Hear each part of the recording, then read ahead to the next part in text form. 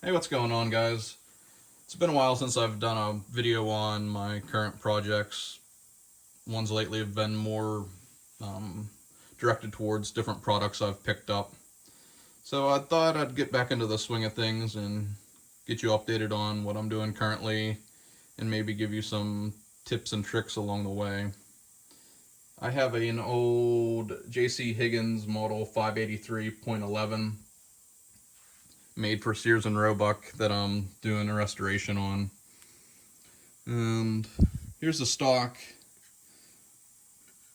I it's just a light refinish on it. It wasn't too bad. I just sanded it down, got some nicks out, and I refinished it with this gunstock finish, Hunter Satin, made by SavR. I think Chempac's the company. Yeah, there we go. Great stuff. Anybody can use it, and you can get professional looking results. You spray it on, let it dry. I sometimes use Scotch-Brite in between coats. They say you can just use steel wool, but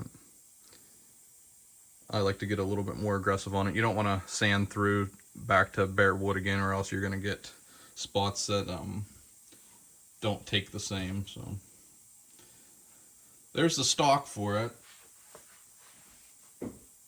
Now I'm getting ready to reblue it, and I thought I'd fill you in on a little tip. It's actually the reason for this video. That's the magazine tube. Let's see if I can get this into picture. Yep, there we go. As I said, it's a J.C. Higgins 583.11, made for Sears and Roebuck. When I first picked it up, I thought it was an old magazine bolt action 16 gauge, but it happens to be tube fed, which is a little different. Most of them you see at gun shows are the magazine fed, and it's missing the magazine, so they go for dirt cheap because the magazines are obsolete, or if you can find one, they want more for it than what the whole gun's worth. So a lot of those old bolt action shotguns kind of turned into tomato steaks, if you will. This one, though, is complete and in pretty good shape, so I can justify rebluing this one. I already put this one in the blast cabinet with some glass beads I picked up from Brownells. And the trick I wanted to teach you concerning this is, if you can look at this magazine tube that I haven't done yet, you can see it has some pretty good surface rust there. I found in the past you can polish this up and it looks good, but if you have some spots that have some deeper pores with corrosion in, it might look good before you blue, but after you blue, the rust might start poking itself up back through the little pores. So what I've found that works best is, now even if you're going to polish it to a high gloss, I start off bead blasting it. That will get down in every little nick and cranny, pits, and it'll take care of the rust. You could throw it in the blue tanks like this, you're going to get a matte finish, but you have the rust gone, it's not going to come back.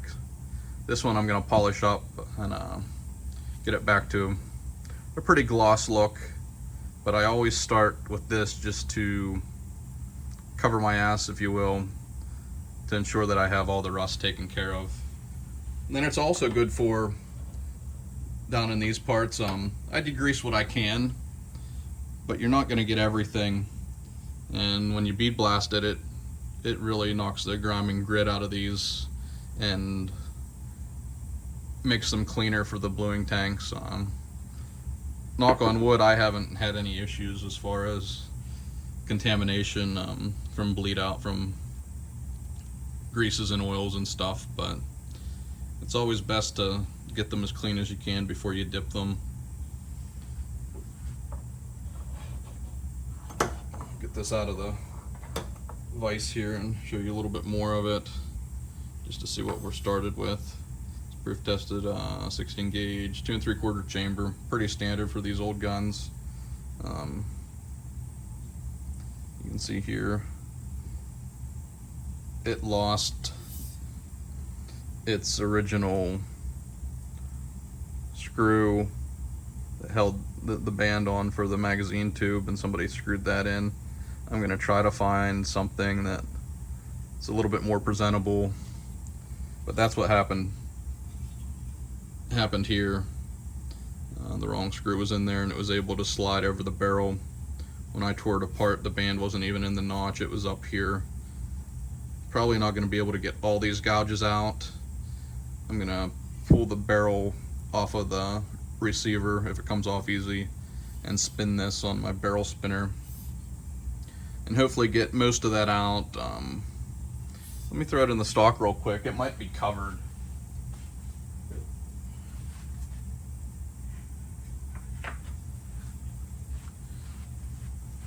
Never mind, it's not covered.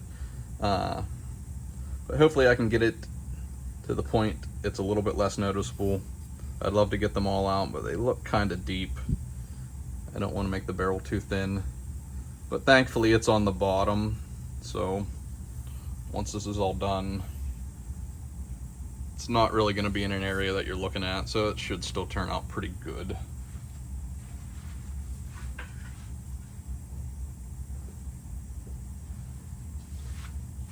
So yeah, I currently have some of the smaller parts in my sonic cleaner right now, and then some of those will get blasted before polishing.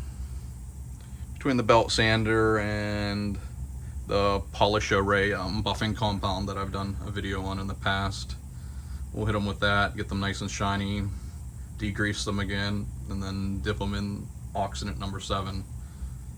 So I'll probably do a follow-up video once it's all said and done and put back together, or maybe even an assembly video. But I apologize for kind of getting away from what I enjoy about working on guns.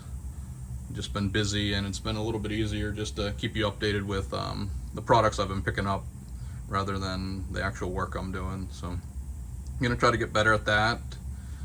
If you guys have any questions or comments, leave them below. Thanks, guys.